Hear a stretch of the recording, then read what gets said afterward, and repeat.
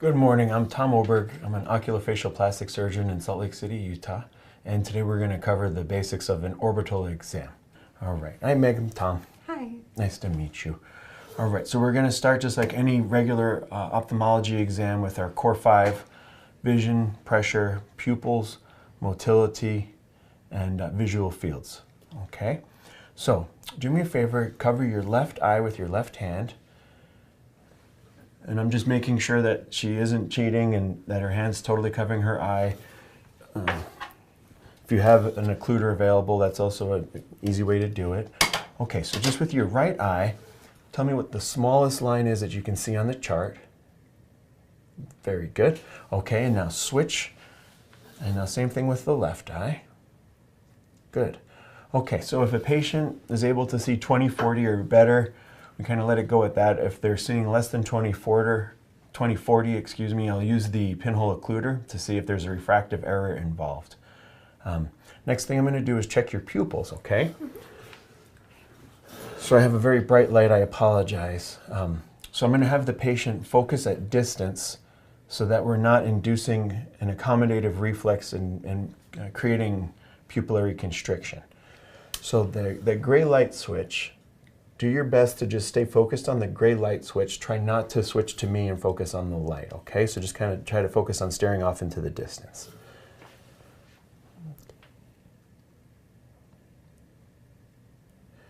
And like with any pupil exam, I'm looking at the eye that I'm shining the light in, but as importantly, I'm looking at the eye that I'm not shining the light in, making sure there's symmetry, no afferent pupillary defects, or problems with constriction or dilation. Normal pupil exam, you're doing great. All right, so now we're going to check your visual fields. So do me a favor, cover your left eye with your left hand. Same thing, I'm going to make sure that her hand is completely occluding the eye we're not testing. And then I'm going to line up so that our faces are exactly facing each other, our noses are lined up. And then I'm going to close the eye that is the mirror image of her occluded eye. Okay, Meg, now look right here at my nose, and I'm going to hold my hands up, and you're going to notice I always hold up 2 hands.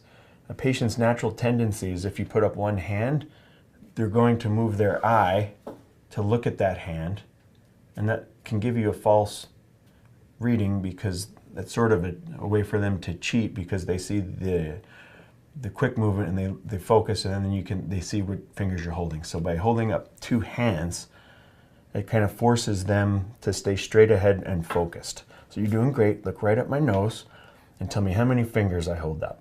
2, 5, 1, 2, 1, 5, 2. Perfect. Okay, switch eyes for me. Okay, and same thing. Look right here at my nose. I usually give them a second to adjust to the light because that eye's been closed for a minute. Okay, keep looking right at my nose. You're doing great. How many fingers? 1, 2, 5, 1, 2, 2. Perfect. All right, very, very good. All right. Next, we're going to check for motility. I like to use a muscle light with my finger on it. It's just an easy target for both adults and children to follow. So, Meg, do me a favor, keep your head very still, and just with your eyes, I want you to follow my finger, okay? Okay, so like, and we're checking all positions of gaze. And it's okay, I'm just going to gently lift your eyelids up. And so what I'm going to do here is just to make sure that they can move their eyes all the way down, I'm going to hold the upper eyelids up just so I can get a really good view. You're doing fantastic. Next thing we're going to do is check the intraocular pressure. So whatever device you have available to you, use it. There's another good video that will be published using the Goldman applanation. If I have one available, I like to use a tono pen, especially because as part of an orbital exam, I like to check the intraocular pressure in different positions of gaze. That's very important with things like thyroid eye disease and fractures because if an orbit's very congested or there's an entrapped muscle, the pressure will oftentimes rise in the eye when they go off of central gaze. So, for example, with thyroid eye disease, I always check with the patient in primary gaze and then with up gaze. And if there's a significant difference between those two, that makes me more worried about a congested orbit. Okay. So obviously put numbing drops in. We're not actually going to check Meg's pressure, but I have her look straight ahead. And then the other reason I like to use the tono pen is because you can sneak it in between the eyelids. So even if they're coming in with a swollen eyelid because they've had a trauma, you can oftentimes still check the pressure on the cornea without having to open the eyelids up. The reason I worry about that is if they have a lot of edema in their eyelids and you open it up to check the pressure, you're going to artificially increase the orbital pressure while you're checking it. So just try that sometimes. If you have a tono pen, you're doing a trauma eval on a swollen lid, check it with the eyes open and then check it with trying to just get into the palpebral aperture, and you might be surprised at what a big jump occurs when you are mechanically elevating the eyelids. Okay. All right. The other things we're going to check with an orbital exam, I want to check to make sure that the optic nerve is functioning well. So this test is called red desaturation. Pick up the brightest, reddest object you can find. Often the tip of a phenylephrine or a tropicamide cap, one of the red dilating caps, is what works really well for me. Okay, so what color is the cap on that pen? Red. Okay, and what color is the cap on that pen? Red. Is that the same color red between both eyes? Yes. Okay, now I want you to look straight ahead at that light switch again. And I'm going to bring this pen in from the side. Tell me if that pen looks any brighter or darker on one side versus the other. Okay, good. So that's checking for red desaturation. I'm also going to check for brightness desaturation. So again, I'm going to have the patient focus ahead. So look at that light switch again for me. I'm going to shine that bright light in your eyes again. I apologize. And now I want you to tell me is that as bright as that? Yes. Okay. If the patient's to say no, it's dim in one eye versus the other, there's a couple ways to kind of try to figure out how much loss there is. It's a subjective test, but I like to say things like, okay, if her right eye is the one where she says it was dim in that eye, say, okay, if that's 100% brightness, what percentage of brightness is that? And they'll give you a number like 75% or 50%, and that's just a way subjectively to check it over time, okay? All right, so moving on to an orbital exam, I want to check your eyes to see if one eye is farther forward than the other, okay? So we're going to use an exophthalmometer so that we can measure for relative proptosis or enophthalmos, okay? This works very well if a patient has normal bony structure. This can be sort of a confusing test if they have fractures or facial deformities, but essentially what you're going to do is the curves of the exophthalmometer, I want these curves to rest right inside the lateral orbital rim, and I try to use a target of the lateral canthal angle where that comes together, where that hooks into the lateral orbital rim. That's going to be the points that I'm shooting for. Okay, this can cause a little bit of a pressure sensation for a patient. It shouldn't be sharp, but especially if they have fractures or they're swollen, it can be a challenging exam. But do your best to try to get bony contact with the exophthalmometer so that you have accurate readings. Okay, so look straight ahead for me again, Meg. I'm going to bring these guys in. I'll be as gentle as I can. Perfect. So you can see I'm right at those lateral canthal angles. I'm parallel to the floor. Okay, and then open up really wide for me. And then what I'm doing is lining up the two red lines that you see in there. You want to move your head until those two lines that are sitting on top of each other. That's your 18 millimeter mark. And then you're looking at where the cornea sits on the scale that you see in the prism, and as long as your red marks are aligned, you're square. Okay, so the red line doesn't mean anything except that that's where they happen to place it at 18 millimeters, and you're worried about where the pupil is then sitting on that millimeter scale. If you have them available, I like to use loupes because I feel I can get half millimeter increment readings from the exophthalmometer when I'm wearing my loupes. Okay, and then really what's important with an exophthalmometer is that the same person is measuring it to get the same results.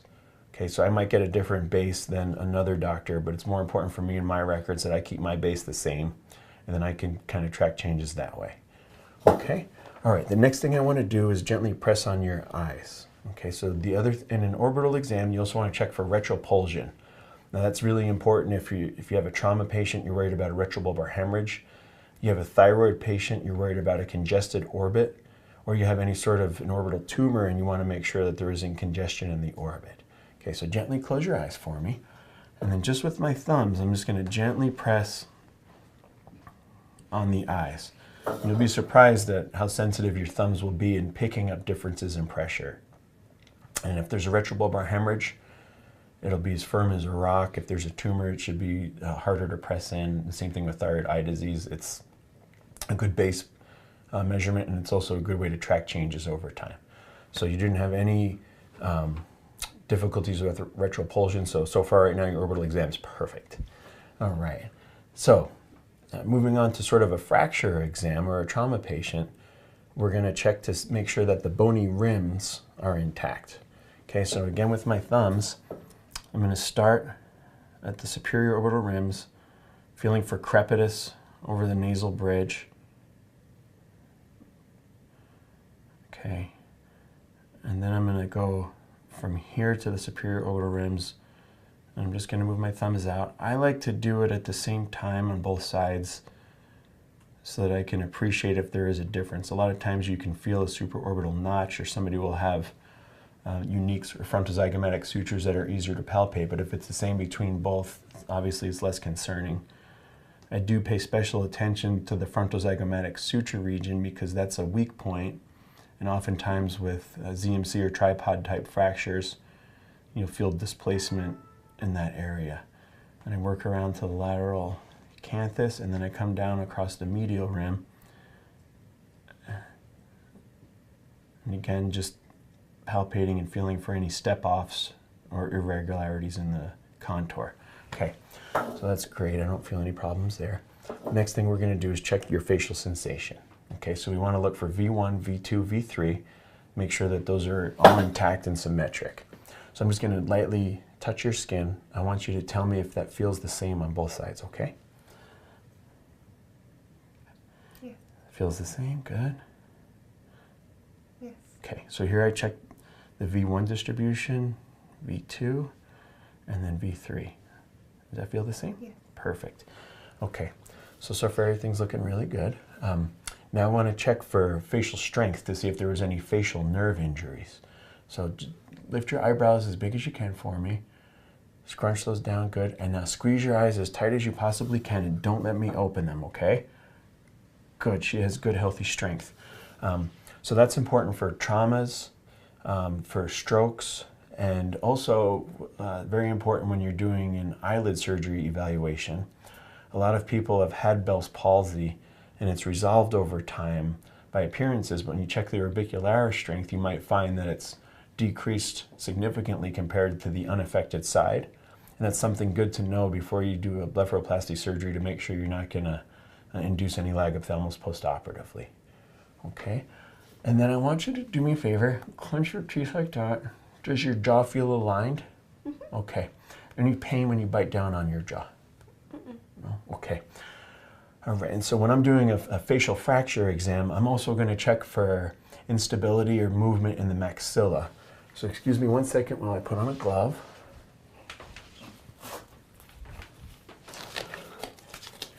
Okay, and I'm going to put my gloved hand in your mouth, and I'm going to go on either side of your upper teeth, and I want to see if there's any mobility in your mid-face region, okay? Okay, so I'm going to gently put my gloved hand inside of the patient's mouth.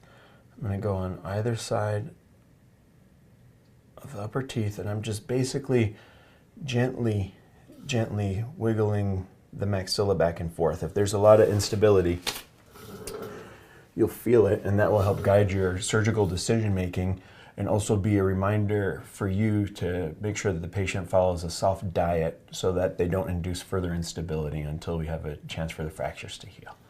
Okay, so far everything's looking good.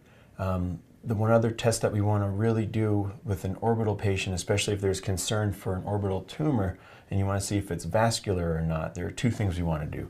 One, we want to listen for a bruit, so we're going to auscultate with a stethoscope. Two, we want to check for increased proptosis with Valsalva type maneuvers, as that will push the eye forward with the Valsalva, which will help sort of lead you down one differential diagnosis path.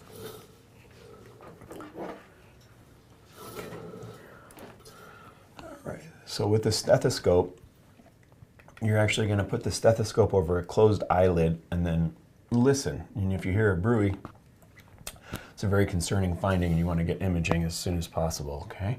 Okay, gently close your eyes for me. Perfect. Good. Very good. Okay, no bruits. All right, and now we want to check the exophthalmometer post-Valsalva. So you want to set your base back to where it was. Hers was at 101. Okay, Meg, here's what I want you to do.